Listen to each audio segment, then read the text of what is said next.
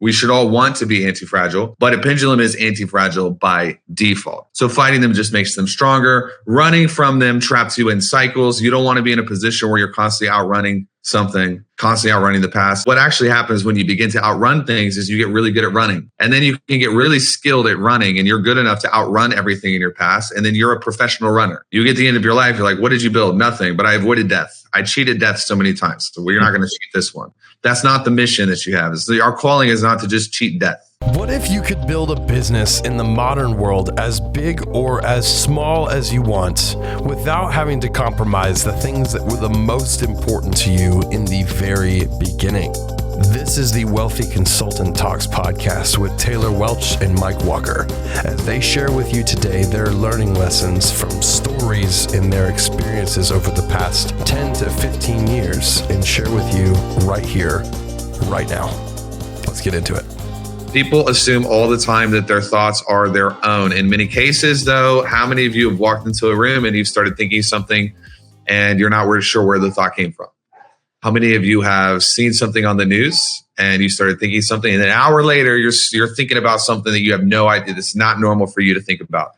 This has been studied a lot. It is a well-documented phenomenon, and it's partially kind of ties into something called emotional contagion, where individuals will begin to mimic or adopt the emotions of those around them. Now, what is an emotion? Emotion is just a chemical cocktail type of thing that hits the brain. However, when we look at the regulator of those neurochemicals, a lot of the regulators are thoughts that have to do with things that happen in our environment.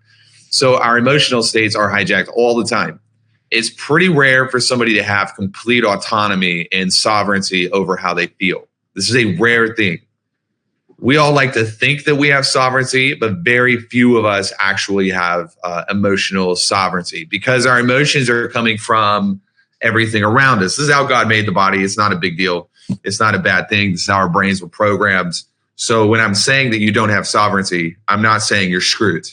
I'm saying that you have to understand where they're coming from, or else we'll get trapped in these things called pendulums. We also have epigenetics that contribute to this. So epigenetics is a fascinating wing of research in that there are things that you think that are the exact same things that your grandmother thought, or your parents thought, or that even older, your great-great-great-grandfather thought.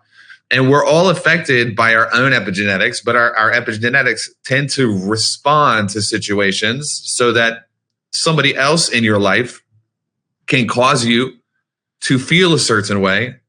And if there's damage involved in that situation, then your epigenetics will actually begin to kind of write their own story for your kids. So your circle is really important. And you know this, but very few people understand the depth of importance. It's an existential type of thing. Who you rock with and who you roll with impacts your generational line in many cases. So we're not going to spend a ton of time on this, but I want to ask you a question, because we'll understand pendulums this way. Have you ever set a big goal that you were very excited about, Greg Sugarman, and then all the world seemed to conspire against you at the same time to keep you from achieving that goal? Sure, that's happened. That happens to me all the time. This story of our ever living lives. We are super stoked about something. It's December 30th. We're like, I'm going to set these big goals. I'm going to crush 2025. Then the first 10 days of January, it's like they exist to talk you out of the goals that you set on December 30th. It's like, well, it's coincidence if it happens once, but I'm 36 and this has happened a lot. So it can't be coincidence anymore. It has to be patterns. I'm pattern recognizing. This must be a thing. Conversely, let's flip it around. Let's say that you finally get to this point where you're like, forget this, man. I'm done with this goal. This is a stupid goal. I don't even care about it anymore. And then the next week you would accomplish the goal, like accidentally. You decide you don't care about a relationship anymore, and all of a sudden that relationship just comes chasing you back. So many times. Yeah. It's like you're dating somebody, really, really need it to work out. no, doesn't work out. This woman's crazy. I don't care anymore. Then all of a sudden she's not crazy. It's like, what in the world is happening? What's happening here? In the world of energy, pendulums are the highways. Not all energy is good energy. And so we have to understand what this means if we're going to figure out where we are stuck in the middle of it. So let's define a pendulum as a cluster of energies, both positive and negative, that surround a goal or a desire or a target. And these pendulums are not evil. They're not good. They're not bad. They're neither. They're just there. But they're hungry. And so everywhere, if you were able to peel back the layers and look into the realm of the spirit or the quantum worlds where there's energy all around you, what you would notice is that wherever you have a lot of desire, wherever you have a lot of fear, wherever you have a lot of anxiety, where there's an intensity of an emotion, you would see a clustering around that place. And we don't have to go super deep into the spirit world to understand this, but most of the places that we get trapped as people are the places that are very important to us. And we create these pendulums because they're super important to us. Now, if you're really, really afraid of something, is that important to you? Absolutely. Or else you wouldn't be afraid of it. Yeah. You wouldn't be afraid of it. And the things I'm afraid of, Mike's not really afraid of because they're not as important to him. And the things that Mike's afraid of, I'm not as afraid of because they're not as important to me. Now, we might have crossover because we're both dads and we both have families. And so we're both going to have a healthy, gratitude and at times fear that we're going to be, my daughter is growing up. And so I'm walking behind Mike's footsteps. And I need him to write a book on how to send your daughter to college because I'm afraid of it. I feel like I could right now. So he knows. I mean, I'm like, bro, I'm afraid of that. Mike called me last week and I'm literally having to get Kate off of a play set because Mike heard this. She's beating her brother up. And I'm like, what is wrong with you guys? The background noise, guys, was hilarious. It was so good. Mike was just like, man, you're making me sad because he remembers those days. And so we have shared pendulums because we're both dads and we have a lot in common. But our pendulums are our own. And everything around us is tuned to our pendulums. So algorithms are tuned to this. Political movements, the populist movement that kind of is going on in the United States. It's a giant pendulum. Family drama, workplace hierarchy. These are all pendulums and they survive because they feed off of the energy you're investing into them. The moment you react to something, then you are actually feeding a pendulum. And in the world of the spirit, these things feed entities that you probably don't want to feed. In the world of quantum energies and entanglement, they would just feed what's called resistance. And so this harvesting effect, what they're doing, they're taking energy, they're feeding off of it, and then printing that over your reality to perpetuate a cycle or to trap you in a new pendulum. Is this making sense so far? Are you guys still with me, or is it too deep? No, that's good stuff, dude. Okay.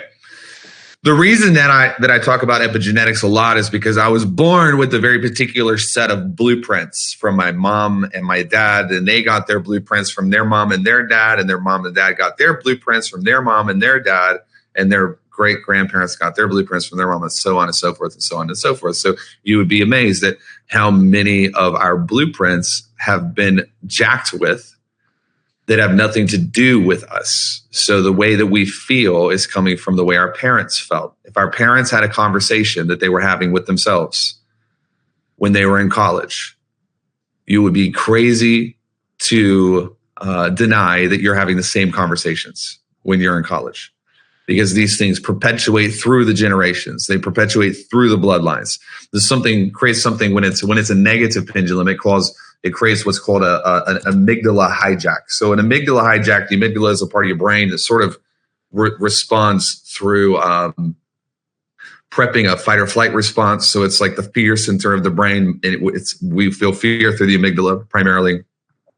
And the amygdala is not trying to hurt us. It's trying to keep us alive. This is why it gets really muddy and confusing.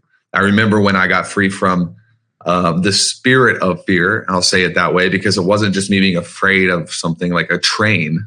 Mm-hmm. It's good to be afraid of a train if you're strapped to the tracks, like you should be afraid of that. But the spirit of fear in that everything around me was causing me to be afraid.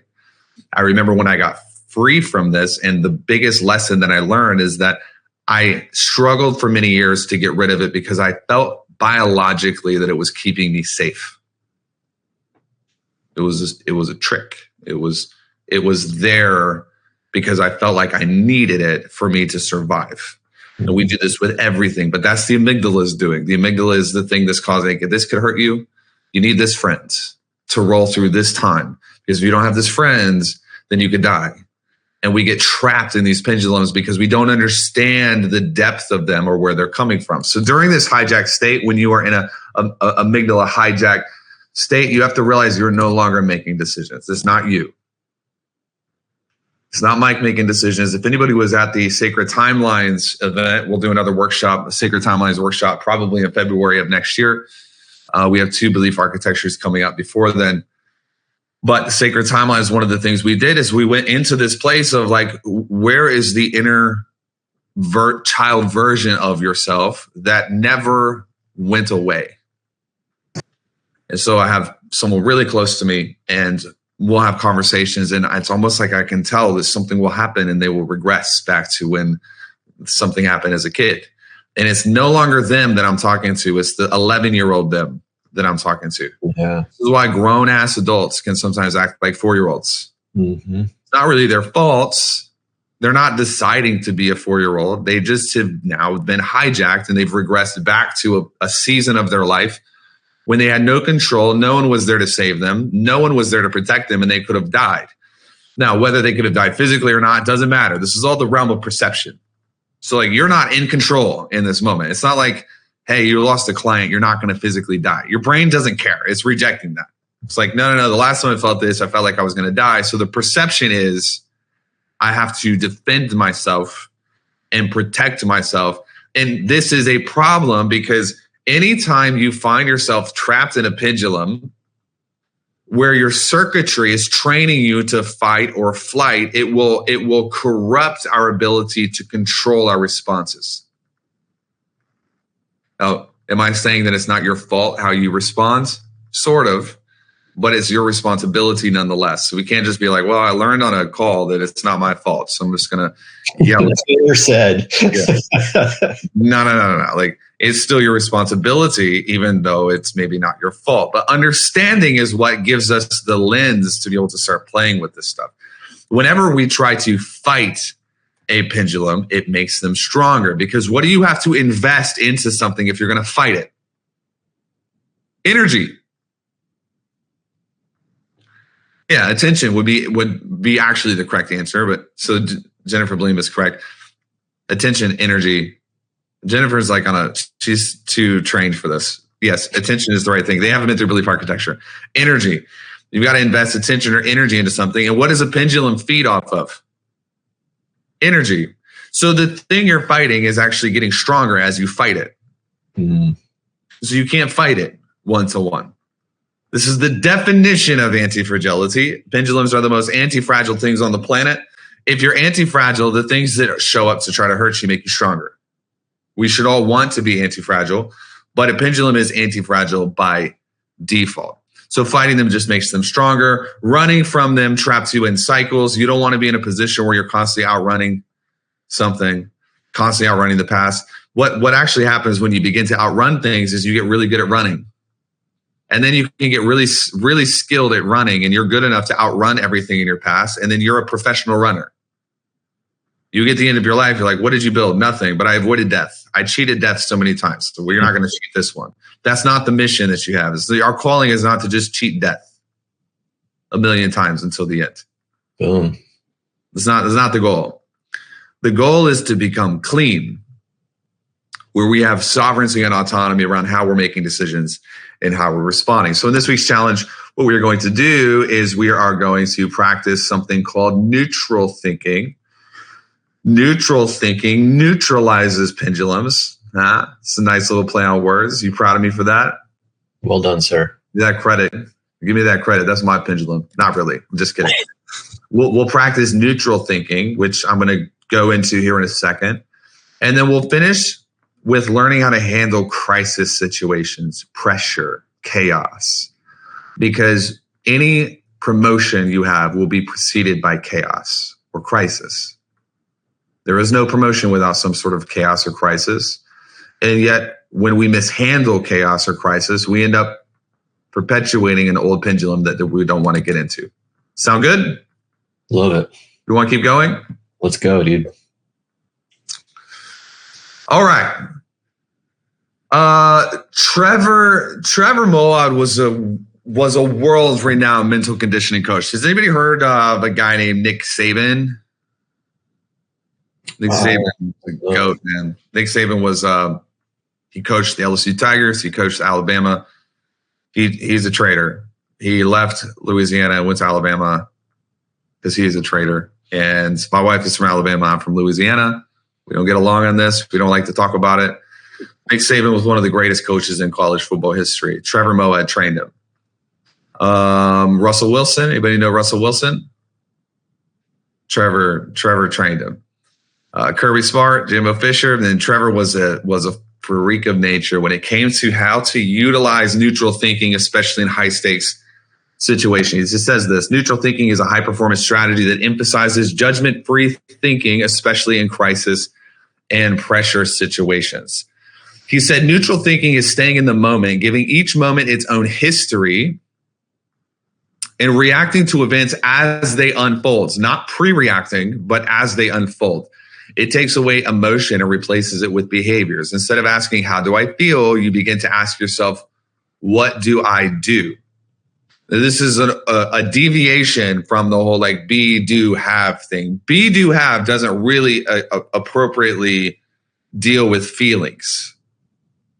Like it doesn't recognize the way you feel as a legitimate ingredient in the equation. I do. I think that feelings are tremendously important. I don't think that they should be the rudder on your ship. You shouldn't outsource all your decisions to feelings. But when you are in a place of correct identity, do you know what will always happen? You always feel in alignment with that identity. So it's a heuristic for me. If I'm not feeling the right way, then there must be a problem with the identity I'm bringing into this situation. If I'm not feeling correct, then it's an integral signal that I might not be behaving in a way that's going to align with my true identity. So we have to go to the realm of identity if we're going to get this pendulum thing under control. I'll skip to the end so we don't run out of time.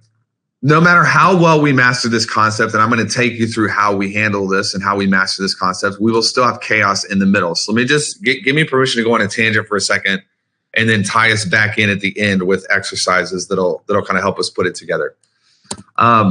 If you're in a position where you're trying to grow, you can look at your life and say, I have no pendulums anywhere. Everything's good. Everything's great. And then as soon as you encounter chaos, all of a sudden you have a pendulum. If you don't recognize it, then you will begin to backtrack into a place of dysfunction. And if you don't catch how you're feeling, then you will get tied down into that place of dysfunction. So let's talk about chaos and crisis for just a minute. There are three things that we need to perform well under pressure, to be the athlete who is in the high stakes environment and perform well. The first thing is we need skills. That's obviously true. We need skills because if you've never shot a basketball before and you're put into the final 10 seconds of the fourth quarter championship game, you're probably not going to do it unless you get lucky. And luck's not a great strategy. We need luck, but we don't want to depend on luck. Does the difference make sense? Yep. I'll take luck every day of the week. Give it all to me. It's not like I reject luck. It's just I don't depend on it. It's not my central strategy. So we need skills. Ideally, we need skills that have been developed separately from the pressure. We're going to talk about that in a second. Aggression. Here's the second thing. Not aggression to just be aggressive, but as a substitute for the typical defensive, evasive, protective attitude that shows up when someone is beset by chaos. You've all experienced this where something bad happens to you and you immediately want to hide. I've been there a million times. And what we need to make it through chaos and through crisis is not a hiding attitude. It's an aggressive, I'm going to move forward because this is my destiny attitude.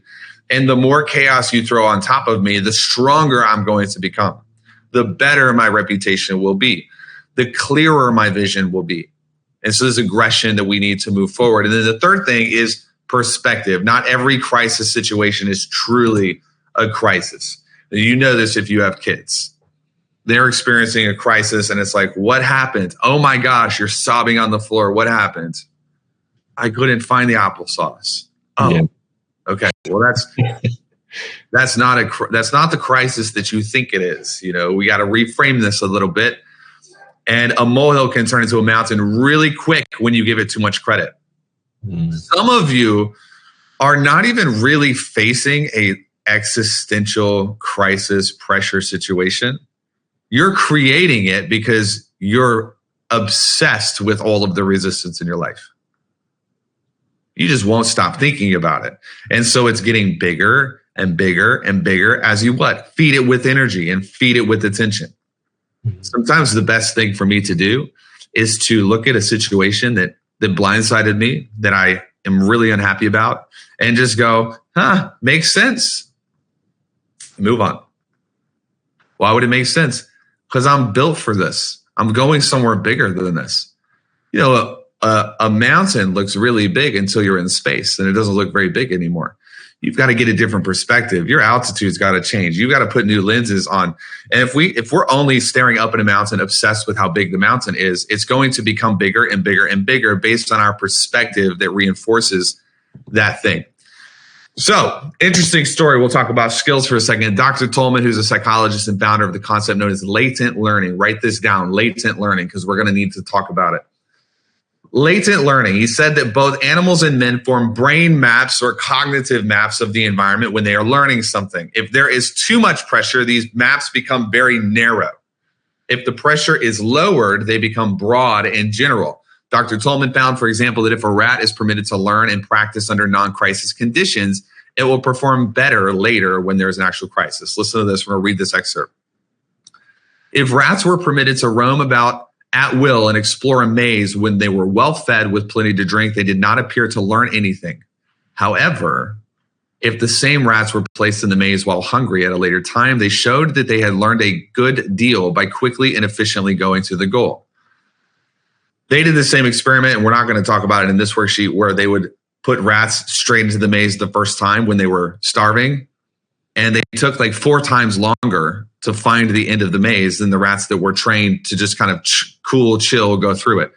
We're not learning just the skill when we're learning something without pressure. We're learning how to advance. So when you're learning copywriting or something, it's not just learning copywriting that you're doing. You're learning how to objectively look at copywriting. When you want to learn how to sell, you're not just learning sales. You're learning how to exist in a sales environment. When you build a business and you're trying to get to a $10 million EBITDA, you're not just learning how to get to the $10 million EBITDA. You're learning how to progress through the middle of chaos by learning the right levers to pull and the right buttons to push when there is chaos. This comes back down to the etymology of the word crisis and chaos. So listen to this. The word crisis comes from a Greek word that means decisiveness or point of decision. A crisis is a fork on the road. One fork holds promise and improvement. The other does not. The word pressure comes from the Greek word chaos, meaning a gaping void or pre-structure. Pre-structure is interesting. Pre-structure is the unshaded realm of potential from which a new creation must emerge. It means that there's kind of just a bunch of ingredients that are not put together the right way. So when you're in a season of chaos, what it really means is that you're in a season where there's a lot of ingredients, but no structure imposed upon it, and you can do whatever you want. This is why most opportunity in a person's life comes from the uncertain realm when there is pressure enforced upon it. Love that. This is why you cannot get to the top of the mountain without having a healthy dose of pressure, because if you don't have any pressure, you're not going to be able to create structure. It's the same as turbulence. Think of turbulence when an airplane's taking off. If there's no wind resistance, there's no flight. We have to have it. We have to have the resistance, because if we don't have the resistance, we can't take off. If we don't have the pressure, we can't create structure. Make sense? Love that, bro. Okay. So what determines the structure that is built after a period of chaos? intention. Oops, typo. We'll fix that. Intention. More specifically, the intensity of our intention. When you are committed beyond the point of no return to an outcome, chaos will be forced to convert into structure and progress. Let's talk really briefly about the intensity of intention for a second. Okay? I meet a lot of people who have good intentions. What do they say? The road to hell is paved with good intentions. That's not what I'm talking about. What I'm talking about is intention and expectation, which are irreversibly linked together. What you intend will create what you expect. Now, if we are afraid of something, it means that we are expecting a scenario that it does not align with our best vision. How can you be afraid of something without expecting it in some regards to happen?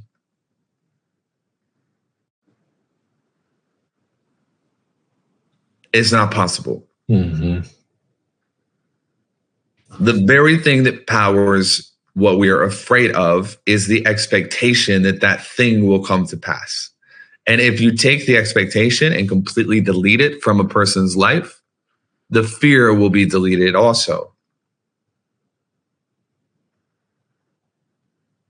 Should we list the things that have to go well for us to wake up in the morning?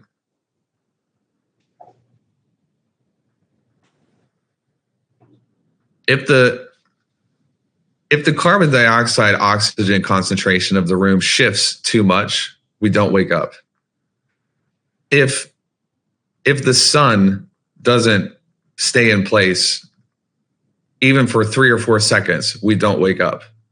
There are millions of things that have to work perfectly for us to wake up in the morning, and yet we are not afraid of them. How many of us have had panic attacks going to bed because we don't know if we're going to wake up in the morning? Because what if the molecular structure of air changes while we're asleep and we never wake up again? It's just not expected. Mm-hmm. We don't expect that, and therefore we don't fear it. Everything we fear is a giant pendulum that creates an over expectation of the thing, and therefore we're afraid of it. And by being afraid of it, we actually create it. We create it by our intentions, because pressure responds to intention with structure. And if our intention expectation is that this situation is going to kill us, it will respond with the structure that tries to kill us. Because our expectations are going into the realm of chaos, and they're organizing energy in a way that gives us the expectation.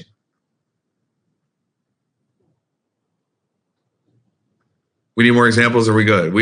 You trust me on this? Yeah, no, I think you made your point. Okay.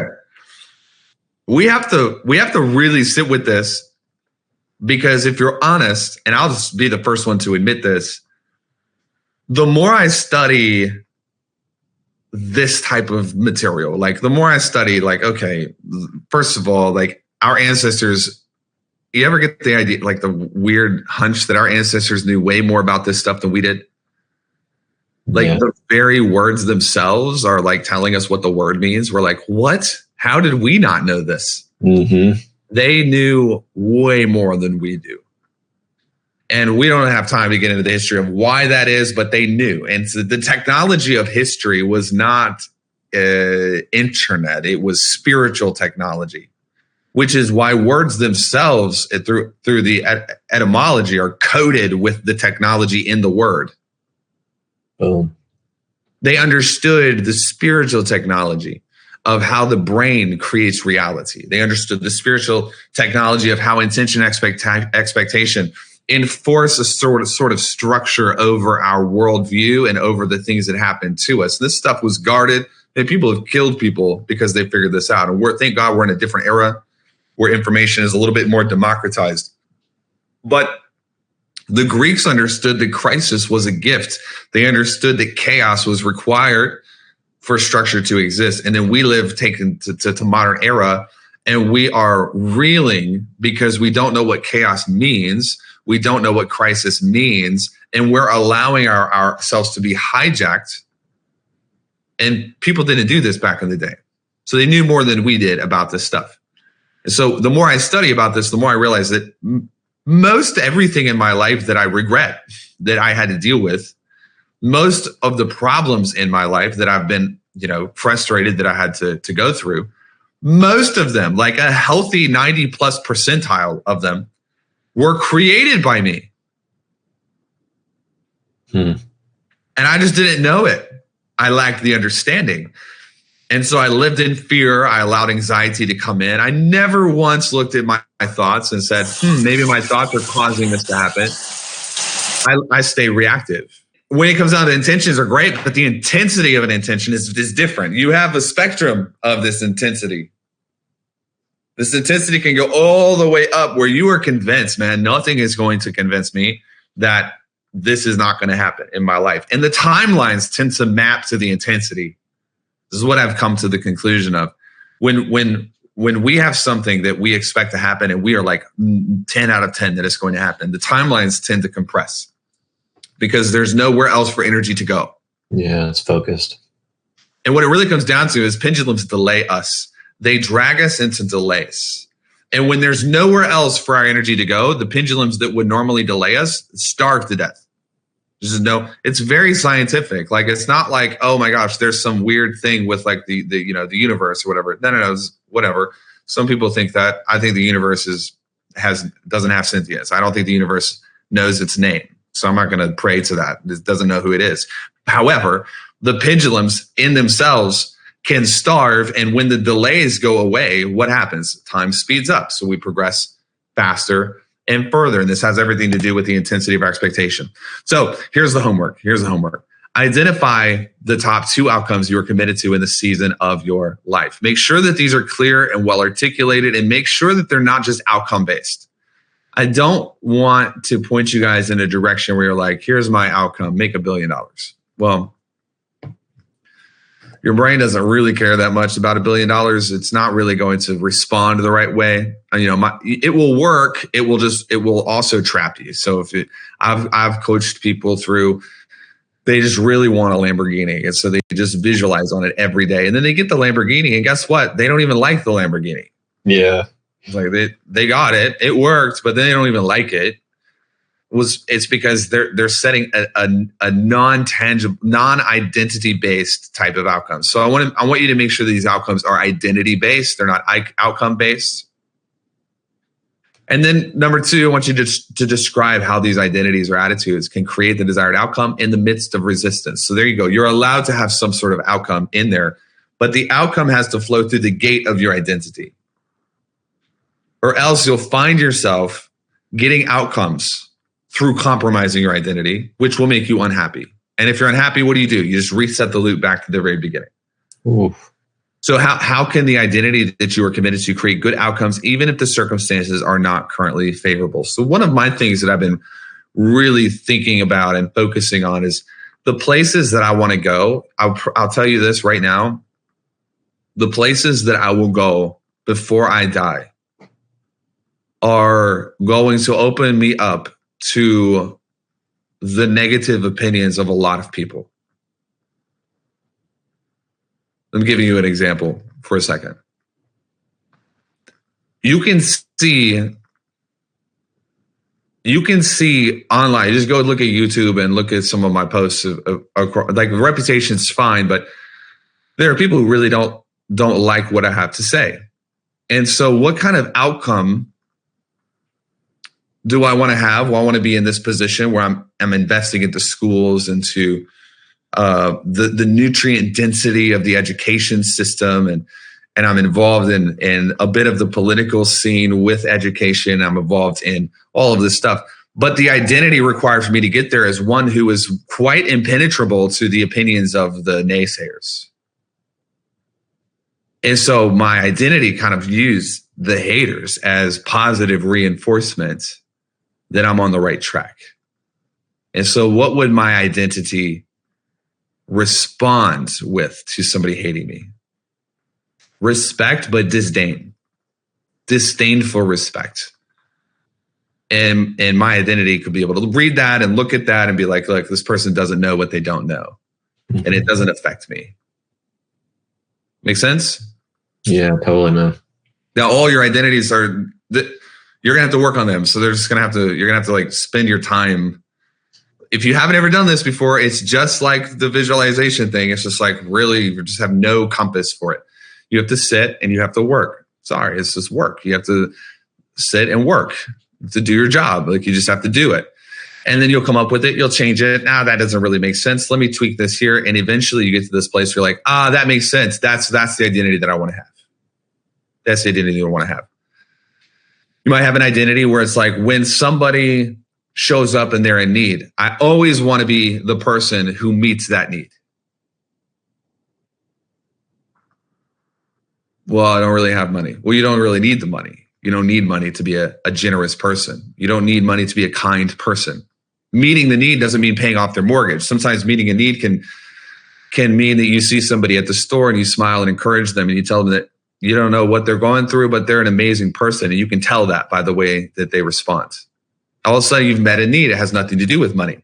So we work these identities, and it's very similar to the values thing we did in the quantum challenge, but we work these identities so that we become integrated, and whenever something happens in our immediate vicinity, we don't respond to them. We truck through them based on how our identity would respond to it.